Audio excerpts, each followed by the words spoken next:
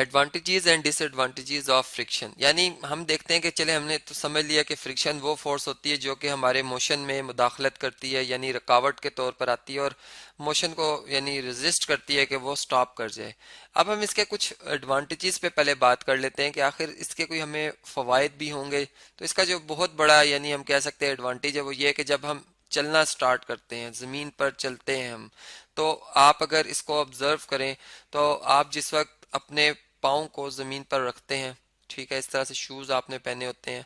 अब आप जब पाँव रखते हैं ज़मीन पर तो आप अपने जो यानी फिंगर्स हैं इससे ज़मीन को बैक साइड पर फोर्स लगाते हैं, ठीक है। और उसके रिएक्शन यानी एक्शन और रिएक्शन हमने कहा था जो है वो क्या होते हैं जी, सेम होते हैं मैग्नीट्यूड में, अपोजिट डायरेक्शन। तो ज़मीन आप पर एक रिएक्शन के तौर पर फोर्स लगाती है उसी डायरेक्शन में, और जिस डायरेक्शन में आप फोर्स लगा रहे होते हैं रिएक्शन के तौर पर मैग्नीट्यूड सेम। तो अब उसमें क्या होता है कि वो रिएक्शन जो है वो आपको यानी आप चूंकि बैलेंस रखते हैं अपने आप को तो आप मूव कर सकते हैं। और फिर फ्रिक्शन का यहाँ पर क्या रोल है कि जो हमारे पाँव और जो ज़मीन की एक रफनेस है उनके दरमियान एक जो रगड़ है वो हमें एक इनफ हमने एक इतनी एक जो है वो फोर्स प्रोवाइड करती है कि हम उस ज़मीन के ऊपर इजीली मूव कर सकते हैं। यानी इस बात को मैं ऐसे समझाता हूँ कि अगर मैं एक बर्फ की एक जो है वो बिल्कुल एक स्मूथ सरफेस लेता हूँ जो कि ज़मीन की यानी सरफेस से काफ़ी स्मूथ है, यानी ज़मीन उसके मुकाबले में रफ है। अब क्या होता है कि जब मैं उसके ऊपर वैसे ही पाँव रखता हूँ और मैं मूव करना चाहता हूँ तो मैं मुझे उसी तरह एक्शन और रिएक्शन सेम होते हैं जी। ज़मीन यानी मैं एक्शन के तौर पर यहाँ पे जैसे अपने पाँव से एक फोर्स लगाता हूँ और उसके रिएक्शन पे जब मुझे एक फोर्स लगती है तो वो फोर्स यानी फ्रिक्शन, अब मैंने वो अपने आप को बैलेंस करना था फ्रिक्शन से। अब मेरी जो जूतों की सरफेस है और जो ज़मीन की जो कि उस आइस वाली जो ये स्लैब है उसकी जो सरफेस है उसमें इस कदर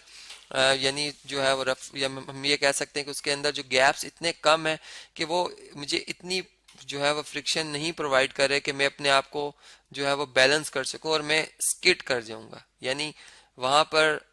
अब क्या हुआ कि मैं बजाय मूव करने के मैं स्किड कर जाऊंगा और मैं अगर बैलेंस ना कर सका तो गिर जाऊंगा। तो इससे हमने देखा कि वॉकिंग में फ्रिक्शन का कितना अमल दखल है, जो कि आम लाइफ में हम एक जगह से दूसरी जगह जा रहे हैं तो ये फ्रिक्शन ही की बदौलत है। अगर फ्रिक्शन ना हो तो हम इस तरह से आसानी से वॉक ना कर सकें। फिर इसी के साथ अगर हम ये बात देखें कि अगर हम किसी मशीन की बात करते हैं, हमारे पास स्क्रूज होते हैं जी, ठीक है। अब एक अगर कोई बोल्ट हो और एक कोई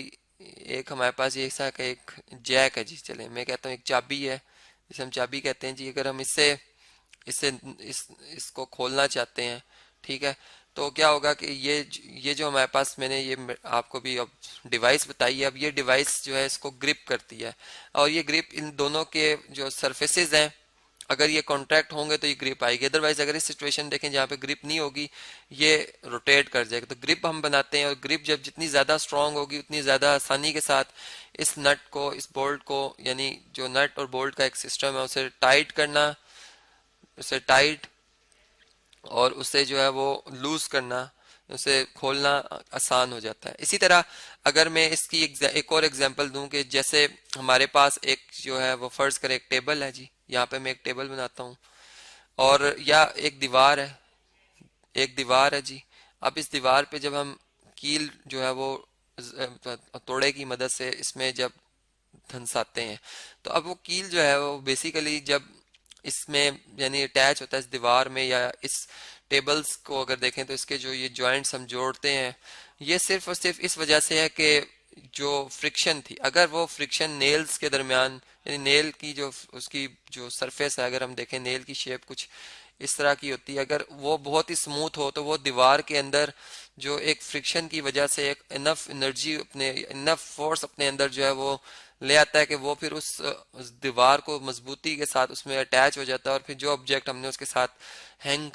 टांगना होता है वो हम आसानी से टांग लेते हैं। तो ये फ्रिक्शन ही की बदौलत है। और इसी तरह अगर हम यूं बात करें कि एक एक बाइक या एक जो मोटर कार है एक जब वो मूव कर रही है एक स्मूथ सरफेस पे, ठीक है, अब इसका जो टायर है इसका टायर जो है, अगर मैं इसको, इस बॉडी को, इसको रोकना चाहता हूँ इस गाड़ी को, तो मुझे इसके जो ब्रेक शूज होते हैं उनको प्रेस करना होगा, जो कि इसके रिम के साथ अटैच होते हैं। और वो एक इनफ जो है वो ब्रेक्स हमें, या फोर्स हमें जो है वो प्रोवाइड करते हैं कि हम जो है वो इस रोड के ऊपर जिस पे ये गाड़ी मूव कर रही होती है उस पर हम अपने आप को रोक सकें। यानी हम एक सडनली ब्रेक्स नहीं लगाते जिससे कि स्किडिंग भी हो सकती है। हम एक नॉर्मल ब्रेक लगाते हैं तो बड़ी आसानी के साथ जो है हमारी कार जो है वो वहां पर रुक जाती है। तो इस तरह से हमने ये भी बात देखी। फिर दूसरी बात ये कि अगर हम जो है वो माचिस की बात करते हैं, आपने देखा होगा जी माचिस की अगर डिब्बी जो है, अगर हमारे पास, अगर फर्ज करें, चलिए ये शेप है जी इसकी, और इस पे जो है वो इस तरह से इसकी बाउंड्री के ऊपर, इसकी बाउंड्री के ऊपर यहाँ पर कुछ मटेरियल लगाया जाता है जी, ठीक है। और जबकि अगर माचिस की तीली को भी अगर हम देखें जो कि इस तरह से होती है, उसके आगे भी एक हमारे पास मटेरियल होता है जी, केमिकल, यानी हम कह सकते हैं, जो कि इससे जब रगड़ खाते हैं तो एक उसकी चूंकि वो, यानी रगड़ने से, फ्रिक्शन की वजह से वो माचिस जो है उस, वो हमारी क्या हो जाती है जी, जल जाती है। एक उसमें फायर, छोटी सी एक जो है वो नमूदार हो जाती है, जिसकी मदद से हम जो है वो अपने फायर, जैसे अगर हमने किसी चीज़ को जलाना है या हीट यानी हासिल करने के लिए, हम इस तरह से ये जो है वो वर्क करते हैं। इसी तरह अगर हम डिसएडवांटेजेस के हवाले से देखें तो डिसएडवांटेजेस, चलें जी इन्हें हेडिंग भी बना देते हैं। तो ये हमारे पास क्या क्या आ सकते हैं एडवांटेजेस, स्पेलिंग ठीक करते हैं जी, एडवांटेजेस। तो इसमें हमारे पास जी अगर हम देखें तो, अगर फर्ज करें मैं यूं बात करता हूं कि एक कार है, ठीक है, जो कि एक स्मूथ सरफेस पे मूव कर रही है, या चलें इसके इंजन के हवाले से हम बात करते हैं। अब इंजन जो है वो टायर्स को जो है वो एनर्जी प्रोवाइड कर रहा है कि वो इस पे मूव कर सके, ठीक है। अब ऐसा है कि अगर ये रफ बहुत ज्यादा हो, ये सरफेस बहुत ज्यादा रफ हो, यानी या बहुत ज्यादा मर्ड हो, यहाँ पर कीचड़ हो, तो ये क्या होगा कि इंजन जो है इसका वो बहुत ज्यादा क्या हो जाएगा जी, हीट अप हो जाएगा। यानी उसको बहुत ज्यादा एनर्जी रिक्वायर होगी इस गाड़ी को मूव करने के लिए। और अगर ये गाड़ी मूव ना करे तो इससे क्या होगा कि जो टायर्स हैं, अगर हम टायर्स को भी देखें तो, अगर एक प्लेन रोड पे मैं बात करता हूँ, एक बंदा बहुत ज्यादा ब्रेक्स, बार बार ब्रेक्स जो है वो यानी स्पीड अप करके ब्रेक्स अप्लाई करता है, उससे क्या होता है, रगड़ से, फ्रिक्शन की वजह से उसके टायर्स जो हैं उसकी जो डैमेज है वो हो जाता है, टायर डैमेज हो जाता है, जिससे कि अब टायर रिप्लेस नहीं कर सकते हम। या एक मशीन की मैं बात करता हूँ, जब हम एक एक मोटर की बात करते हैं, जब एक पंप, फर्ज करें ये एक पंप है और इसके अंदर जो एक्सल है जो कि इस तरह से आगे पीछे मूव कर रहा होता है। अब अगर ये बहुत ज्यादा पुरानी मशीन हो जाए तो इसके जो ये बाउंड्री होती है ये घिस जाती है, या ये जो इसकी बाउंड्री है सिलेंड्रिकल, ये घिस जाती है, और फिर ये पंप सही तरह नहीं करता, और इसी वजह से जो प्रेशर एक इससे हम बना रहे होते हैं, यानी एक ऐसी फोर्स डेवलप कर रहे होते हैं जो कि हमारा मोशन परफॉर्म करने में हमें मदद दे रही होती है, वो क्या हो जाती है, कम हो जाती है, लो हो जाती है, जिससे फिर बॉडी की कारकर्दगी जो है वो डाउन हो जाती है। तो हमने देखा कि, या इसी तरह अगर हम फ्रिक्शन के हवाले से अगर देखें तो, अगर एक कार है, ठीक है, वो मूव कर रही है, अब यहाँ पर जिस सरफेस के ऊपर वो मूव कर रही है वहां पर फ्रिक्शन बहुत ज्यादा है, तो इससे क्या हो जाएगा, गाड़ी की जो स्पीड है वो डाउन हो जाएगी, यानी गाड़ी बहुत स्लो स्लो मूव करना शुरू कर देगी। और अगर, यानी इसे हमने देखा है डिसएडवांटेज ये है कि अगर फ्रिक्शन बहुत ज्यादा होगी तो फिर हमारे लिए जो एनर्जी रिक्वायर होगी वो बहुत ज्यादा हो जाएगी, और फिर वही बात कि एक हमारे लिए इजी काम, जो कि एक वो वर्क जो कि बड़ा इजी होगा, वो भी एक हार्ड वर्क में तब्दील हो जाएगा। तो इससे हमने देखा कि एडवांटेजेस और डिसएडवांटेजेस के हवाले से फ्रिक्शन को, और